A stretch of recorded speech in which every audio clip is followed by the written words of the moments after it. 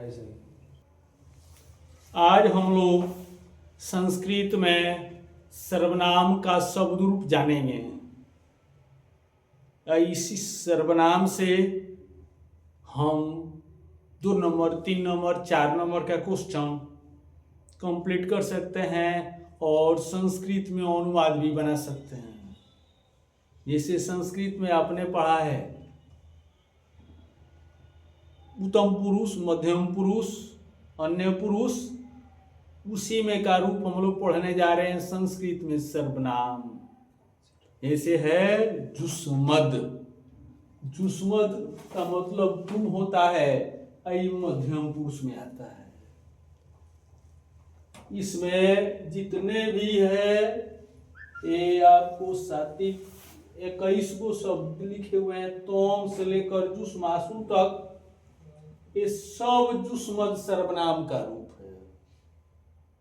आपसे पूछेगा जैसे जुष्मान किस सर्वनाम का रूप है, तो आपको बताना पड़ेगा कि जुष्मद सर्वनाम का रूप है।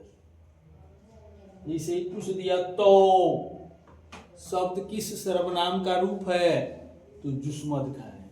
यानी आप समझ जाइए कि तोम से लेकर जुष्मासु तक सब मध्यम पुरुष है और जुष्मद सर्वनाम का रूप है। जुष्मद से ही सब बने हुए हैं।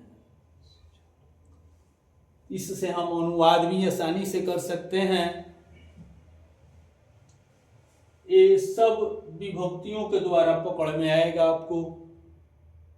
पहले आप पढ़ चुके हैं प्रथमाने द्वितीया को तृतीया से, चतुर्थी के लिए पंचमी से, षष्ठी काके की सप्तमी में पद। यानी प्रथमा में कर्ता होता है, द्वितीया में कर्म होता है, तृतीया में कर्ण होता है, चतुर्थी में संप्रदान होता है, पंचमी में अपादान होता है, षष्ठी में संबंध होता है और सप्तमी में अधिकरण होता है। तो इस अधिकरण का चिन्ह में पर होता है, तो जहाँ में पर होगा उसमें सप्तमी विभक्ति होगी। अब संस्कृत में इसको हमको समझना है, कौना शब्द में सप्तमी विभक्ति मध्यम पुरुष में होता है। इस तरह जैसे तोम युवाम युष्मान है, तो किस तोम का कौन विभक्ति, तो द्वितीय विभक्ति।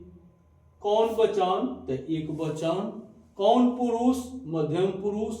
तवाम किस सर्वनाम का रूप है, तो जुष्मद का है। ऐसे प्रश्न आएंगे इसमें, तो हमको याद करना है। कैसे याद करेंगे, इस 7 मिनट के समय पर हमको याद हो जाएगा। तो पहले आप इसको देख लीजिए, प्रथमा ने द्वितीया को तृतीया से, 3 को एक बार पढ़ लीजिए। प्रथमा ने द्वितीया को तृतीया से, चतुर्थी के लिए पंचमी से, चतुर्थी के लिए पंचमी से, षष्ठी काके की सप्तमी में पर। इस तरह रट कर याद कर सकते हैं। अगर याद नहीं होगा तो इसको आप कुछ भी नहीं समझ सकते हैं। अब आइए याद करना है। जुष्मद प्रथमा तोम युवाम युवाम, 1 मिनट रटना होगा। जुष्मद प्रथमा तोम युवाम युवाम, 1 मिनट रटना होगा। उसी तरह जुष्मद द्वितीया तवाम युवाम युष्मा, 1 मिनट रटना होगा। 1 मिनट के बाद में हमको सादा पेपर पर लिख लेना होगा, तभी दिमाग में बैठेगा।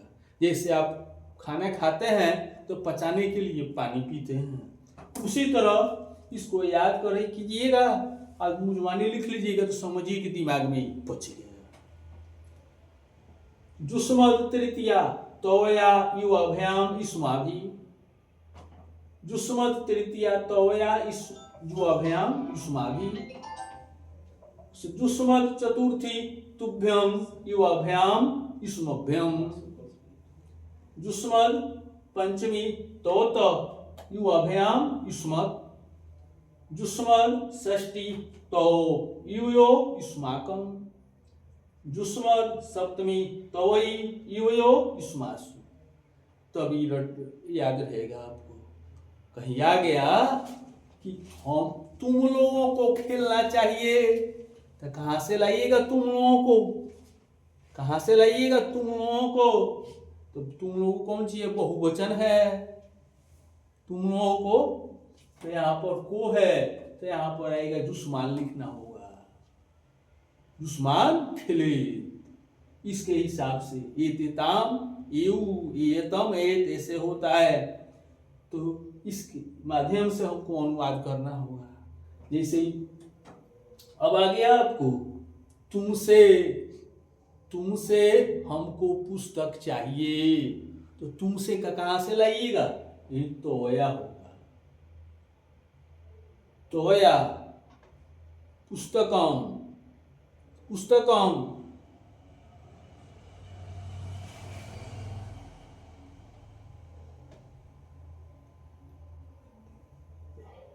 तुमसे मुझको पुस्तक चाहिए, तो एतेता में होता है प्रथम पुरुष में, हम मध्यम पुरुष में एयतम ए, तो ये होगा त्वया पुस्तकम इच्छे, तो ऐसे होगा। और नहीं तो हम समझ नहीं पाएंगे इसको। अब देखिए, अब इसका अर्थ क्या होता है हिंदी में।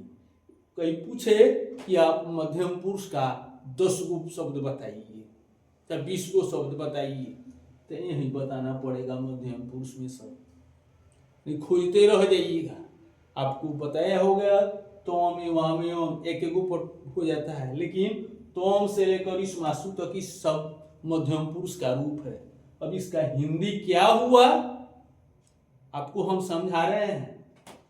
इस ने है तो यहाँ पर तुम है, तो यहाँ पर हो जाएगा तुमने। अब यहाँ पर हो जाएगा द्विवचन है, तो तुम दोनों ने। तब यहाँ पर हो जाएगा तुम लोगों ने। तब है कि यहाँ पर है को, त्वाम लिखे तुमको, तुम दोनों को,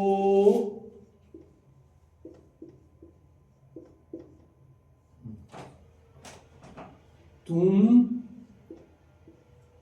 लोगों को,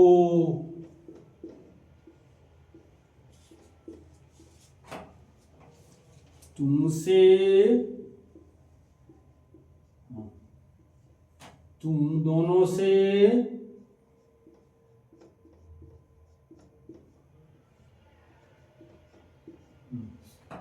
तुम लोगों से।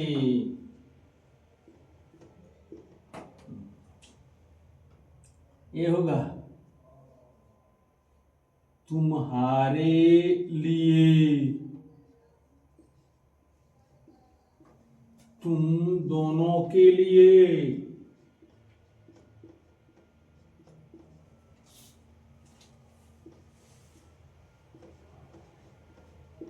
तुम सबों के लिए, तुम सबों के लिए, तुमसे,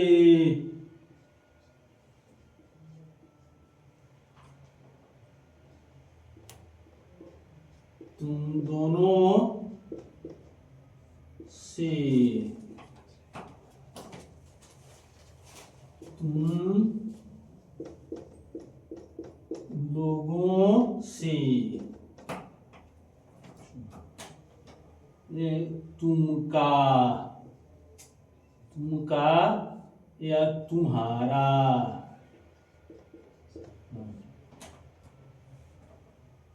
तुम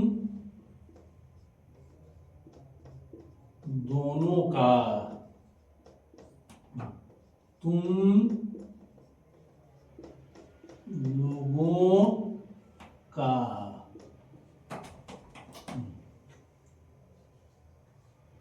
तुम में, तुम पर,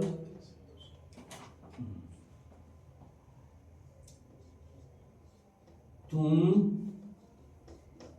दोनों में, या तुम दोनों पर, तुम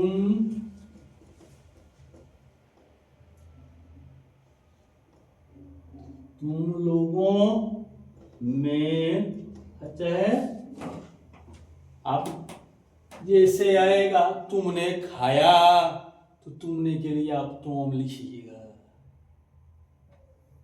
तुम लोगों से खेलना चाहिए, तो तुम लोगों से यहाँ पर दुश्मा भी लिखाएगा। अब ये कि तुम लोगों का घर कहाँ है, तो जुष्माकम गृहम कुत्र अस्ति, तो यहाँ पर तुम लोगों का, तो यहाँ पर आपको जुष्माकम लिखना होगा। और आप नहीं इस हिंदी को नहीं पकड़ पाते हैं, विभक्ति नहीं कर पाते हैं, तो आप संस्कृत का किताब समझ भी नहीं सकते हैं। इसीलिए बच्चे पीछे भागते हैं, हमको संस्कृत समझ में नहीं आता है, संस्कृत समझ में नहीं आता है। लेकिन संस्कृत में इतना ज्ञान है, उतना किसी भी विषय में ज्ञान नहीं है। अगर आप बहुत जानते हैं तो आप उसको खोजिए नहीं कहाँ से आया है, खोजते खोजते चले जाइएगा संस्कृत में, खोजते खोजते पहुँचिएगा वेद में, तो कहाँ से है, तो सब संस्कृत से है। इसलिए संस्कृत को आप अच्छी तरह से अगर पढ़ लें, बीए कर जाते हैं तो हाई स्कूल का टीचर बन जाइए, एमए कर जाते हैं +2 का टीचर बनिए, या प्रोफेसर भी बन सकते हैं। तो बहुत आसान चीज़ है, केवल समझने की चीज़ है, यह कठिन नहीं है। इतना आपने समझा। अब आइए अब दूसरा चीज आपको हम समझा रहे हैं।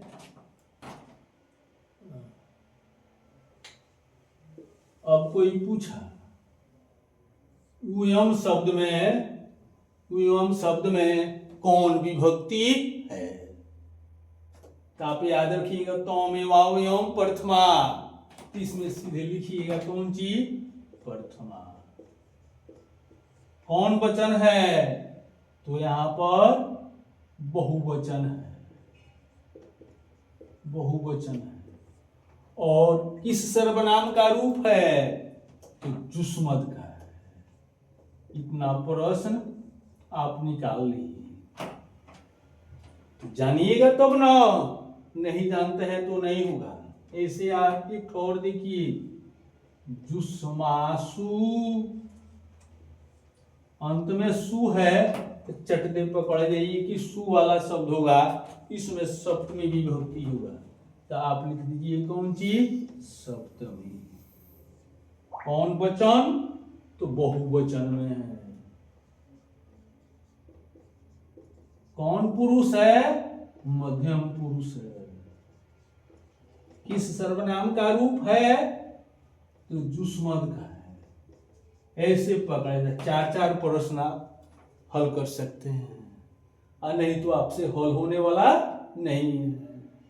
इससे अनुवाद भी है, किताब भी पढ़ सकते हैं, परीक्षा में बढ़िया नंबर भी ले सकते हैं। एक ठोर आप देखिए, जैसे यहां पर लिखा है तुभ्यम, तुभ्यम किस सर्वनाम का रूप है, तो आपको लिखना होगा जुस्मद। अब तुभ्यम, तुभ्यम कौन वचन में है, तो एक वचन में है। कौन विभक्ति में है, तो आपको कौन सी, चतुर्थी विभक्ति में है। चतुर्थी विभक्ति में है। विभक्ति जाने, सर्वनाम जाने, किस सर्वनाम जाने, और वचन जाने, विभक्ति जाने, आप बहुत आसानी से संस्कृत को समझ सकते हैं। आपको अगर समझ में नहीं आएगा तो आप इस वीडियो को 4-5 बार देखिएगा, आपको अवश्य समझ में आएगा। ऐसे प्रश्न आपके लिए जरूर मिलेंगे। आप संस्कृत का किताब आसानी से पढ़ जाइएगा। अगर ये नहीं समझिएगा, संस्कृत का किताब देख सकते हैं, लेकिन पढ़ नहीं पाइएगा। पढ़ तो पाइएगा लेकिन हिंदी समझ नहीं पाइएगा। इसी से आजकल के बच्चे संस्कृत से भागते हैं। तो संस्कृत से भागिए मत, इस वीडियो का लाभ उठाइए।